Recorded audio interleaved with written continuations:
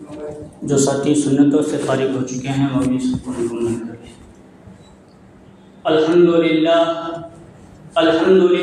نحمده ونستعینه ونستغفره ونؤمن به ونتوکل علیہ ونعوذ باللہ من شرور انفسنا ومن سیئات اعمالنا من يهد الله فلا مضل له ومن يضلله فلا هادي له ونشهد أن لا إله إلا الله وحده لا شريك له ونشهد أن سيدنا ومولانا محمدا عبده ورسوله صلى الله عليه وعلى آله وأصحابه وبارك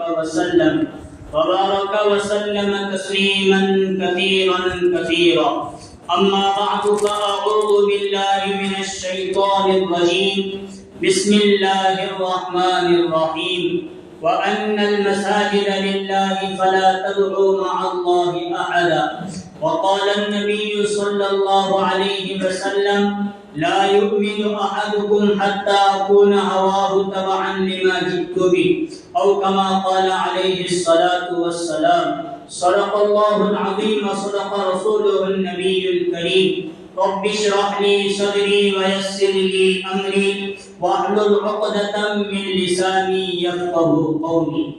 ایک مرتبہ نبی اکرم صلی اللہ علیہ وسلم پر درود شریف پڑھ لیجیے۔ اللهم صل على محمد وعلى آل محمد كما صليت على إبراهيم وعلى آل إبراهيم إنك حميد مجيد اللهم بارك على محمد وعلى آل محمد كما باركت على إبراهيم وعلى آل إبراهيم إنك حميد مجيد۔ محترم بزرگوں اور عزیز دوستوں، اللہ تبارک و تعالیٰ کا احسان، اللہ کا فضل اور اللہ کا کرم ہے کہ اللہ تبارک و تعالیٰ نے ہم تمام کو نماز جمعہ کے لیے اپنے گھر مسجد جلد سے جلد آنے کی توفیق نصیب فرمائی۔ اور اللہ تعالیٰ کا مزید احسان یہ ہے کہ اللہ تعالیٰ نے دین کے ایک قیمتی مبارک اہم مجلس کے اندر ہم تمام کو جم کر جڑ کر بیٹھنے کی توفیق نصیب فرمائی۔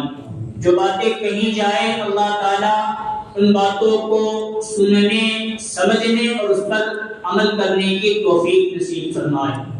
بزرگوں، دوستوں اور عزیزوں، گزشتہ 2-3 جمعہ سے ایک اہم مسئلے پر، ایک اہم عنوان پر ہماری گفتگو، بات اور بیان ہو رہی ہے۔ ہم تمام کو معلوم ہے کہ ہمارے ملک ہندوستان کے اندر ایک مسئلہ بہت گرما گرمی میں، کون سا؟ وقف کا مسئلہ۔ وقف کیا ہے؟ اس قانون کے لاگو ہونے اور آنے سے کس کا کتنا کیا نقصان ہوگا اور اس قانون کے نہ آنے سے کتنا بڑا فائدہ کن کا ہوگا، وہ تمام تر باتیں ہم تمام لوگوں کے سامنے آ کر گزر کر چلی گئی ہیں۔ وقف گویا یہ آدمی کی، مسلمان کی، ہم لوگوں کی ملکیت سے کوئی چیز نکل کر سیدھا اللہ کی ملکیت میں چلی جاتی ہے۔ جو چیز کے مالک ہم تھے، ہم نے اللہ کو راضی کرنے کے لیے وہ چیز اٹھائی اور دے دی کہ اللہ اب اس چیز کا مالک میں نہیں، میری نسل نہیں، میرا خاندان نہیں، میری اولاد نہیں، بس تجھے راضی کرنے کے لیے میں اپنا فلاں کھیت کا حصہ، زمین، دکان، گھر، فلاں چیز میں تیرے ملکیت میں دیتا ہوں۔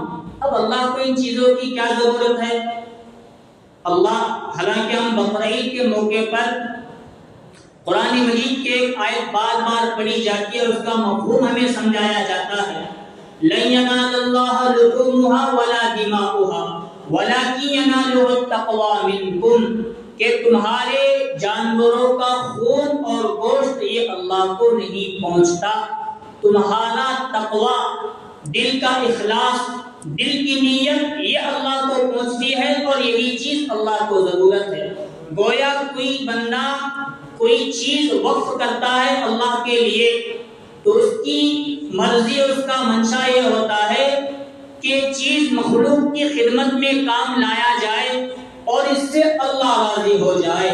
اب مخلوق کی خدمت کے تعلق سے بہت سارے کام ہیں کرنے کے، انہی میں سے ایک کام یہ اپنی ملکیت کی چیز اللہ کو دے دینا۔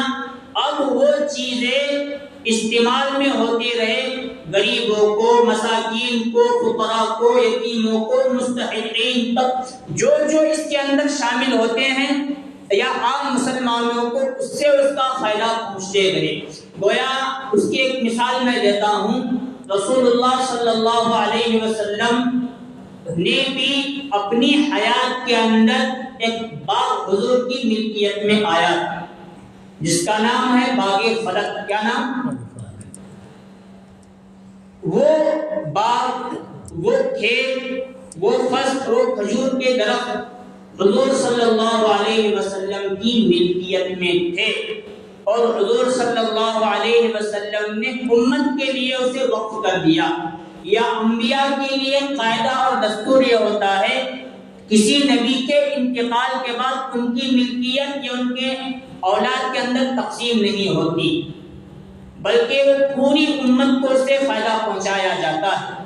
حضور صلی اللہ علیہ وسلم کے انتقال کے بعد وہ باغ فلک آج تک اور انشاءاللہ قیامت تک امت کے لیے وقف کی زمین، وقف کی ملکیت ہوئی، اس سے امت کو فائدہ ہوگا۔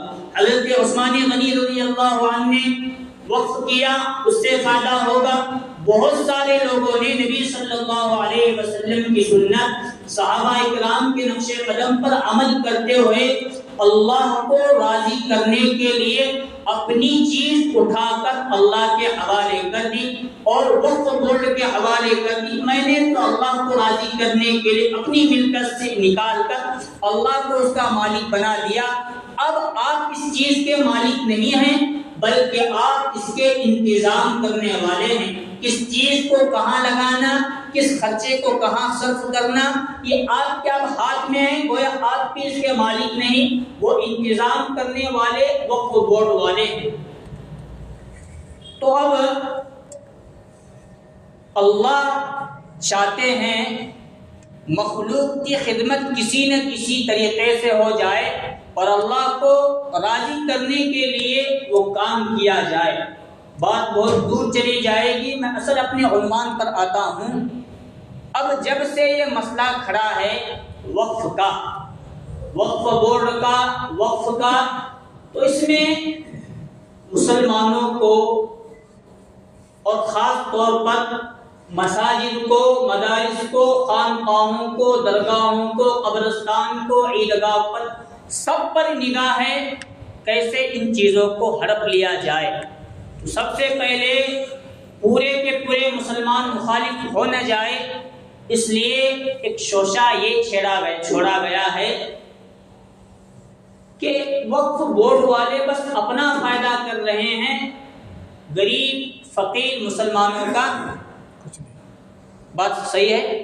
یہ سوال میں اٹھا رہا ہوں، سوال اٹھ رہا ہے، وقف بورڈ والے دھاندلی کر رہے ہیں، گھپلا کر رہے ہیں، وہ اپنا پال رہے ہیں پیٹ، کسی عام اور لوگوں کا چھوڑو، کسی عام مسلمان کا فائدہ ہونے دینے کے لیے تیار نہیں۔ گویا یہ مسلمانوں کے منہ میں ایک لالی پاپ تھمایا جا رہا ہے، ہم تمہارا بھلا کرنے والے ہیں، جو ہم لانا چاہتے ہیں اس میں مسلمان ہمارا ساتھ دے۔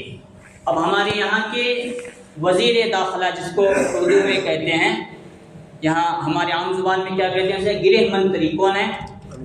بولو۔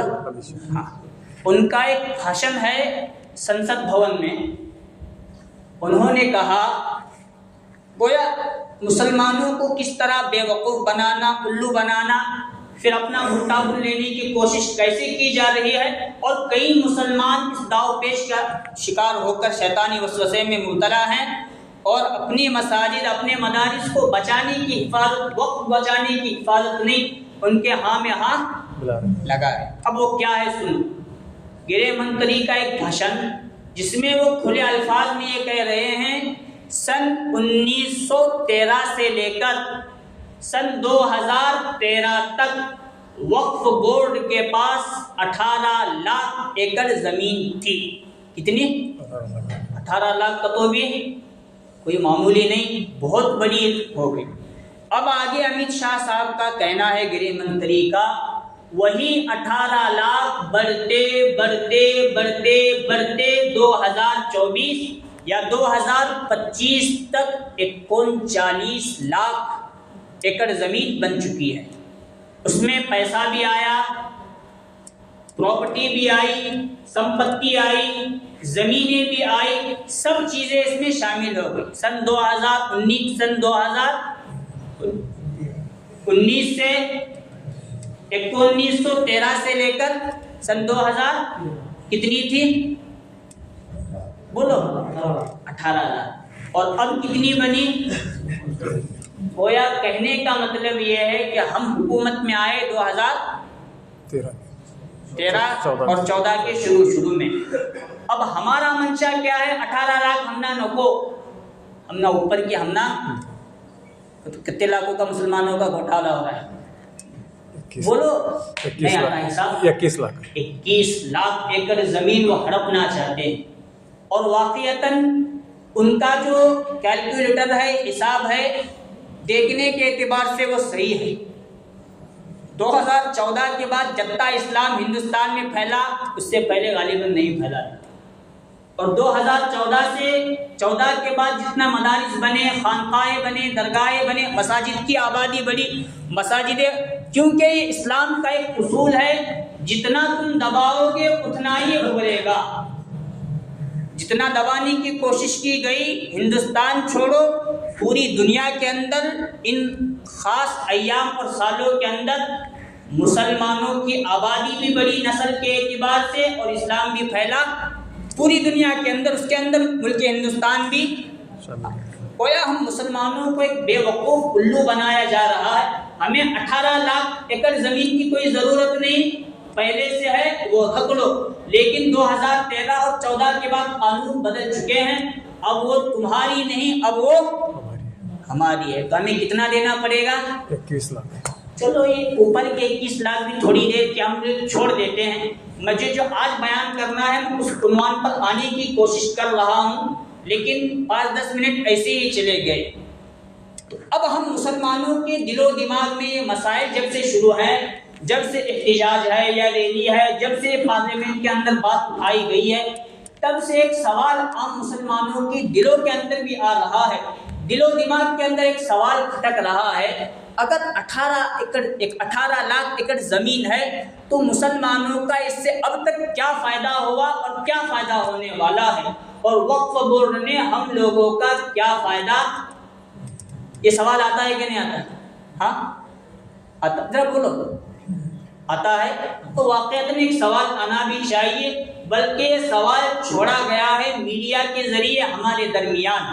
یہ سوال تمہارے سامنے ہو اور تم وقف بورڈ کا ساتھ دینے کے بجائے ہم لوگوں کا ساتھ دے کر اپنی بربادی کے قصے اور کہانیاں خود اپنے ہاتھوں سے لکھنے والے بن جائے۔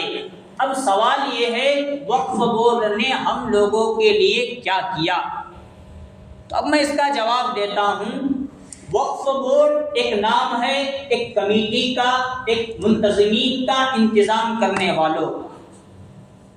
ان کے پاس ان کے شہر، ان کے گاؤں، ان کے قصبے، ان کے صوبے کے اعتبار سے ان کے پاس ان کی زمین مستقل ہوگی وقف کی، لیکن پورے ہندوستان کے اعتبار سے ان کے پاس وقف بورڈ میں یہ نوند ہوگا کہ فلاں ایک سنبا کے اندر وقف کے اتنے مساجد ہیں، بلکہ ہر مسجد وقف میں شمار ہوتی ہے، عیدگاہ وقف میں شمار ہوتا ہے، قبرستان وقف میں شمار ہوتا ہے، اور اسی طرح درگاہ اور درگاہ کی زمینیں کس چیز میں شمار ہوتی ہیں؟ اب ایک بات سمجھ لیجئے، ہمارے یہاں اس مسجد کو کتنا کھیت ہے؟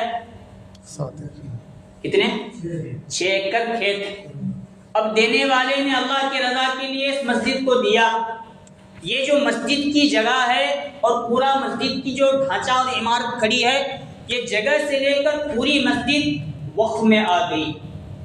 میں امام ہوں تو یہاں میرا بیان ہوتا چلتا ہے، میں اپنے اعتبار سے اٹھایا، یہ مسجد آج کس کے، میں اپنے نام پر کریا نہیں تو کسی اور کے نام پر کریا، کرے تو بھی اگر دھاندلی کر کو میں کریا یا کوئی کرے تو اس کا گناہ اللہ کی عدالت میں اس کا جرم پکڑا جائے گا، وہ سزا کا مستحق ہوگا اور اتنی بری اور بدترین سزا دی جائے گی جس کے بارے میں حدیث میں الفاظ ہیں، اپنی زمین ہو یا پوری قوم کی زمین ہو، ساتوں زمین اور ساتوں آسمانوں کو گلے کا توق بنا کر گلے میں ڈال دیا جائے گا اور وہ لے کر قیامت کے میدان میں پھرتا رہے گا، اس کی بخشش نہیں ہوگی۔ یہ تو مسجد۔ اب مجھے ایک بات بتائیے، ہمارے گاؤں میں کتنے مساجد ہیں؟ 3 ہیں۔ تینوں مسجد کو کھیت ہے یا ایک ہی مسجد کو کھیت ہے؟ ایک ہی مسجد ہے۔ 2 کے پاس نہیں ہے۔ اب وقف بورڈ کے پاس اتنی زمینیں ہے کہاں سے؟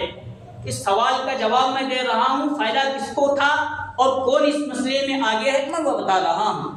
اب یہ زمین فقط جامع مسجد کے پاس ہے، 2 مسجدوں کے پاس نہیں۔ تو مساجد کے اعتبار سے تینوں تو مساجد شامل ہوئے، لیکن فائدے کے اعتبار سے بلکہ الا ماشاء اللہ پورے ہندوستان میں ایسے بہت کم مساجد ہیں جن کے پاس ان کی پراپرٹی کے اعتبار سے یا ان کے مسجد کے فائدے کے اعتبار سے کھیت ہو یا زمینیں ہو یا دکان بہت کم شمار ہوں گے۔ اب زمین اتنی بڑی ہے تو کہاں ہے؟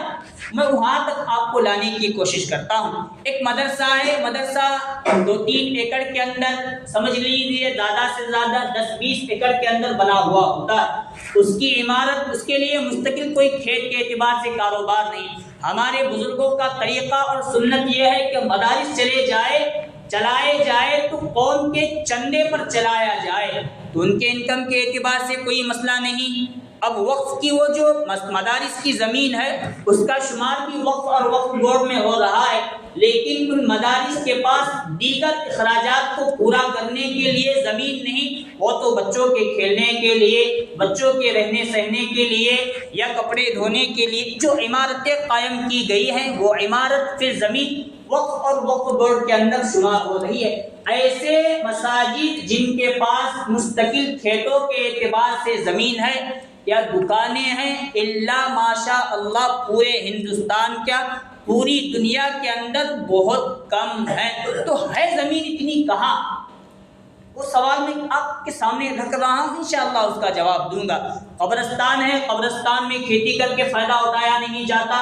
عیدگاہ ہے، عیدگاہ کے اندر کھیتی کر کے فائدہ اٹھایا نہیں جاتا، لیکن ان تمام چیزوں کا شمار بھی وقف میں ہوتا ہے۔ ان تمام مدارس کو لے کر، مساجد کو لے کر، خانقاہوں کو لے کر، قبرستان، عیدگاہ، اتنی زمینوں کو لینے کے بعد بھی 18 لاکھ ایکڑ زمین نہیں پہنچتی۔ وہ تو 18 لاکھ ایکڑ زمین پھر ہے کس کے پاس؟ ہے کس کے پاس؟ یا اسی طرح شوشہ چھوڑ دیا گیا؟ نہیں، بلکہ مسلمانوں کے پاس ہے۔ لڑ علماء رہے ہیں اور گالیاں بھی علماء کو پڑھ رہے ہیں۔ ابھی تک تمہیں سوئے کیا؟ وقف بورڈ والے کرے کیا؟ ابھی مسلم پرسنل لا بورڈ والوں کو اٹھنا پڑا۔ وقف بورڈ کے اندر جتنے بھی ممبر ہیں الا ماشاء اللہ اس میں کوئی عالم ہوگا، بلکہ پورا کا پورا دوسرے لوگوں سے بھرا ہوا ہے۔ اور وقف بورڈ کے اندر کوئی عالم بھی ہو تو ان کا کام بیان کرنا ہوتا ہے۔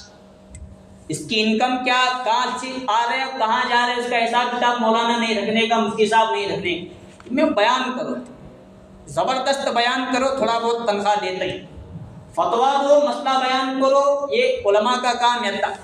کہاں سے آ رہے، کہاں جا رہے، ہم نہ پوچھنے کا تمہیں نہیں، بیان کرو کیا کرتی، تمہیں کیسا بیان کرتی، تمہارے لیے بڑی کرسی بھی ہمیں لاگو رکھتی، بڑا اسٹیج بھی۔ میں یہ میری باتیں نہیں، ایک قریب میں ہمارے یہاں ایک شہر ہے، وہ شہر کا قصہ بعد میں انشاءاللہ بیان کرتا ہوں۔ بیلگام کے ایک بہت بڑے مفتی صاحب ہیں، قاضی شہر بیلگام مفتی عبدالعزیز صاحب۔ وہ کہتے ہیں اس وقت میں وقف بورڈ کا ممبر تھا، بلکہ صدر تھا، مجھے لوگوں نے ایسا راستہ دکھایا کہ اس راستے سے نکل کر بھی میں بیلگام نہیں پہنچ سکتا تھا۔ مطلب وقف بورڈ سے مجھے ایسا باہر کر دیا گیا۔ کیوں باہر کر دیا گیا؟ اس جگہ کے اندر 700 ایکڑ زمین وقف کی ہے، 250 ایکڑ زمین دوسروں نے قبضہ کیا۔ میرا منشا تھا جو وقف بورڈ کے لوگ بیچ کر کھا رہے ہیں اس زمین کو کیس لڑ کر پھر اندر وقف میں لایا جائے، امت کا فائدہ کیا جائے۔ اس کو بچانے کے لیے مجھے اپنی کرسی اور اپنا عہدہ، کون بول رہے ہیں؟ میں بہت ہندوستان کے کسی دوسرے حصے کی بات نہیں کر رہا، ہمارے ہی بیلگام ضلع کی بات کر رہا ہوں. اور ایسی شخصیت کا میں نے نام لیا کہ ان کو کوئی نہیں پہچانتا، ایسا بھی نہیں ہو سکتا. اب وہ زمینیں اتنی بڑی ہیں کہ ان کے پاس مساجد کے پاس بھی نہیں، مدارس کے پاس بھی نہیں، خانقاہوں کے پاس بھی نہیں. تو پہلے یہ سلسلہ جاری تھا.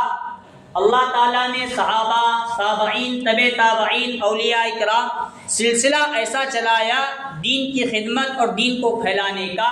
وہاں سے چلتے چلتے چلتے ملک ہندوستان کے ایک ماحول کبھی ایسا بنا تھا، نام لینے کے اعتبار سے بھی کوئی مسلمان نظر نہیں آتا تھا. تو کوئی بغداد سے، کوئی مکہ سے، کوئی مدینہ سے، کوئی کوفہ سے، کوئی بصرہ سے اللہ تعالیٰ نے ایک ایک اولیاء کو اٹھایا اور ان کو خواب کے ذریعے یا الہام اور کشف کے ذریعے اطلاع دی گئی، ملک ہندوستان کے فلاں علاقے میں آپ کو جانا ہے اور جا کر وہاں دین کی دعوت دینا ہے، دین کی خدمت کرنا ہے. وہ اولیاء اکرام ان کے پاس جھولی ہوتی تھی، پھٹے پرانے کپڑے ہوتے تھے، چلتے چلتے چلتے اپنے مقام پر پہنچتے تھے. کئی لوگ ان کے ہاتھ پر مسلمان ہو جاتے تھے، بلکہ کبھی کبھار ایسا بھی ہوتا تھا ان کی کشف اور کرامت اور ان کی دعاؤں کے ذریعے بڑے بڑے بادشاہوں کے بڑے بڑے کام ہو جاتے تھے. بلکہ کبھی کبھار تو ایسا ہوا بادشاہ کا کوئی اولاد، کوئی لڑکی، کوئی لڑکا بہت سالوں سے بیمار ہے اور تندرست ہونے کے لیے تیار نہیں. اس ولی کا گزر وہاں سے ہوا، اس بادشاہ کو معلوم پڑا کہ فلاں کشف الہام والے بزرگ ان کی دعا قبول ہوتی ہے، وہ یہاں تشریف لائے ہیں. ان سے جا کر دعا کروایا، دم کروایا. تو دیکھتے دیکھتے وہ بچہ اپنے بستر سے کھڑا ہو کر باپ کے سامنے کھیلنے کودنے لگا. بادشاہوں نے، نوابوں نے، یا اسی طرح جو لوگ مسلمان ہو کر اولیاء اکرام کی خدمت میں آتے تھے، ان اولیاء اکرام کو کئی زمینیں ان کے نام پر کر دی جاتی تھی. وہاں سے جو آمدنی نکلتی تھی اولیاء اکرام کے خانقاہیں، بات سمجھ میں آ رہی؟ اولیاء اکرام کے خانقاہیں ان زمینوں سے چلتے تھے اور لنگر لگا ہوا رہتا تھا کہ ہر روز صبح و شام 2-3 کا وقت اولیاء اکرام کے یہاں دسترخوان لگا ہوا ہوتا تھا. بلا تفریق و مذہب و ملت آئے، کھا کر چلے جائے. اپنے دسترخوان پر جب کھانا کھلائیں گے تو کٹر سے کٹر لوگوں کا دل بھی نرم ہو جاتا تھا. وہ کٹر لوگ آ کر ان کے قدم بوسی اور ہاتھ بوسی کے لیے لگا کرتے تھے. زمینیں ان اولیاء اکرام کو ملا کرتی تھی. اب جب ان کا انتقال ہوا تو ان کے مزارات بنے، اور آج الحمدللہ ثم الحمدللہ مجھ سے زیادہ آپ لوگ جانتے ہیں مساجد کے پاس جگہ نہیں، مدارس کے پاس نہیں، خانقاہوں کے پاس نہیں، لیکن سب سے زیادہ زمینیں ایکڑ اور 100 ایکڑ کے قریب زمینیں کن کن کے پاس ہیں؟ ہے بات سمجھ میں آئی حاجی صاحب؟ اصل مین مدعا یہ ہے درگاہوں کے پاس سب سے زیادہ جگہ اور زمینیں ہیں، لیکن اس کا فائدہ کوئی اور ہی. اور احتجاج میں آ گئے تو کسی گالیاں پڑھ رہے ہیں ابھی وقف بورڈ کا ابھی آیا ہوا ہے، سمجھا؟ کسی بھی ہو کون ہے مسلم پرسنل لا بورڈ کے علماء کو ابھی معلوم پڑا. اور وہاں حالت ایسی ہے پیچھے سے کچھ لوگ جا کر دوسروں کا ساتھ دے رہے ہیں اور دینے والے بھی یہی لوگ. آپ لوگ مسئلہ سمجھ رہے ہوں گے، اللہ کرے بات سمجھ میں آئے. اگر یہ مسئلہ اور یہ حکم آیا اور یہ قانون بن کر آیا تو درگاہ کی زمین بھی گئی، درگاہ بھی گئی، قبر بھی گئی، قبرستان بھی گیا، عیدگاہ سب کچھ گیا. اب آپ کہیں گے اتنے بڑے درگاہوں کے پاس کہاں سے یہ مولانا کیا بھی پھینک رہے ہیں؟ نہیں، قریب ہی میں ہمارے یہاں بہت قریب ایک شہر ہے، بہت بڑا شہر ہے، اس کے پاس 700 ایکڑ زمین اب موجود ہے. 750 تھوڑا بہت آگے پیچھے ہوا چاہیے. نام لوں میں وہ کون سا ہے؟ اب تحقیق کر لو، بہت قریب ہے یہاں سے، ایک 50 60 70 کلومیٹر کے فاصلے پر ہے. اور سب سے زیادہ زمین درگاہوں کے نام پر 700 750 ایکڑ زمین ہے. اور مفتی عبدالعزیز صاحب کا کہنا یہ ہے کہ 250 ایکڑ زمین غبن کی گئی ہے، گھوٹالا کر کے بیچ دی گئی ہے. ایسے مسلمان اس طرح کر رہے ہیں. اگر اس وقت ہم لوگ وقف کا اور مسلم پرسنل لا بورڈ کے علماء کا ساتھ نہیں دے تو لگے گی آگ سب کے گھروں کو، سب کا نمبر آئے گا۔ ابھی اتراکھنڈ کے حالات سننے میں آیا 180 مدارس کو سیل کر دیا گیا۔ اتنے اور چھوٹا موٹا مدرسہ نہیں، مکتب کی طرح اس کی عمارتیں بڑی بڑی، ایکڑ 2 ایکڑ 2-3 ایکڑ کے اندر مدرسہ پھیلا ہوا ہے۔ سیل لگا کر گئے، کاغذات دکھاؤ، کاغذات بھی دکھائے گئے، جس نے آپ کو زمین وقف کی ہے اس کا کاغذ دکھاؤ، جو کہاں سے لانے لے۔ ابھی کا بولو تو دکھا سکتے ہیں، جس نے دی ہے وہ۔ کئی مدارس پر تالے لگ رہے ہیں، بلکہ یوں دیکھنے میں ملا ایک جگہ قبرستان کے باہر مسلمان لاش لے کر کھڑے ہیں، اندر جانے کی اجازت۔ اس وقت ہم لوگوں کو زیادہ سے زیادہ ساتھ دینے کی ضرورت ہے۔ سب ساتھی فکر کریں گے انشاءاللہ۔ اب الحمدللہ ثم الحمدللہ گزشتہ جمعہ اعلان کیا کیا گیا تھا؟ کس جمعہ میں ہمیں احتجاج کے لیے جانا ہے؟ تاریخ آئندہ جمعہ کو ہے نا، 2 مئی آج ہے۔ تو آج جمعہ کے فوراً بعد 3 بجے وہ ریلی نکلنے والی ہے۔ ایسا نہیں ابھی بیان شروع ہونے والا ہے، 3:30 کو پہنچیں گے، 4 کو پہنچیں گے، 4:30 5 کو نہیں، اس سے کچھ اثر نہیں ہوتا۔ پھر ایک جگہ سے مجمع عام کی شکل میں نکلے، اس احتجاج میں شامل ہو کر جہاں تک پہنچنا اور جہاں جا کر میمورنڈم دینا ہے، سب ساتھ رہ کر پھر ساتھ نکلیں گے، اس کا اثر زیادہ ہوگا۔ اس لیے شاید بہت سارے لوگ کھانا کھا کر آ چکے ہوں گے، کھائیں کہ نہیں؟ جو نہیں کھائے 3 بجے کچھ بھی کر کے پنچ محلہ قبرستان ہال جو عمر مسجد ہے اس کے سامنے پہنچنے کی تمام ساتھی فکر کرے۔ اللہ تعالیٰ سے دعا ہے اللہ تعالیٰ ہم تمام کو ان کہی ہوئی باتوں پر عمل کی توفیق نصیب فرمائے، وقت کی حفاظت میں ہم تمام کو کوشش کرنے کی توفیق نصیب فرمائے، غیب سے اللہ ان مسائل میں مدد فرمائے۔ آمین وآخر دعوانا الحمدللہ رب العالمین۔ بولو تو کچھ بولی کہ کچھ اعلان بعد میں تازے رہتے ٹھیک ہے۔